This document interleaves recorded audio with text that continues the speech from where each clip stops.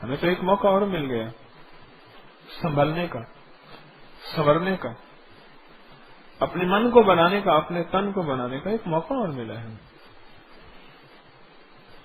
اور یہ زلزلہ ایک نشانی دے گیا ہے کہ خیال کرنا ایک ایسا زلزلہ آئے گا جس کا نام ہے اذا وقعت الواقعہ، اور ایک ایسا زلزلہ آئے گا جس کا نام ہے القاریہ ملقاریہ. اس سے بڑا ایک زلزلہ آئے گا، ہر چیز ختم ہو جائے گی. اور اب احساس ہوتا ہے کہ ہاں ایسا ممکن ہے کہ بڑی بڑی عمارتیں جھول رہی تھیں اور پتہ نہیں ٹیڑھی ہو کے پھر سیدھی رب نے کیسی کر دی.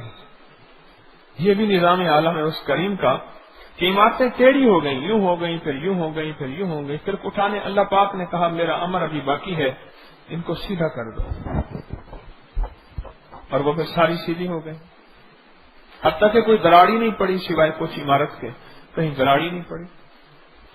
پتہ ہی نہیں ہے کہ زمین ٹیڑھی ہوئی تھی یا نہیں ہوئی.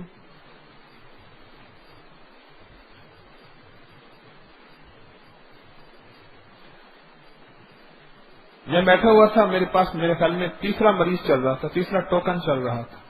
میرے دائیں بائیں مریض بیٹھے ہوئے تھے.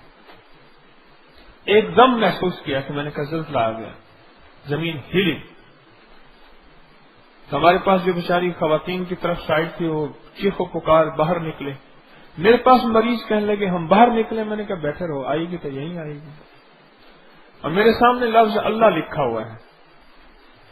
میں دوائی لکھنے سے پہلے اس کو دیکھتا ہوں، ساتھ میں نے اپنی ڈیٹ لگا دی ہے تاکہ مجبوراً مجھے ڈیٹ دیکھنے کے لیے دیکھنا پڑے کہ مولا میری یہ لفظ تو مجاز ہے، تو حقیق ہے، اور تیرا حکم حقیقت ہے اور تو حقیقت.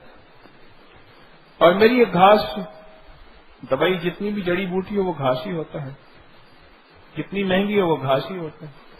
تو مولا یہ میرا گھاس ہے، اس میں شفا تو ہی ڈالے گا. تو میں اس کو دیکھتے میں نے استغفار کرنا شروع کر دیا کہ مولا اب تیرے پاس لگتا ہے کہ آنے کا وقت آ گیا ہے، بس کچھ نہیں ہے، معاف کر دے. اور وہیں بیٹھا رہا. آنی ہے تو یہی آنی ہے.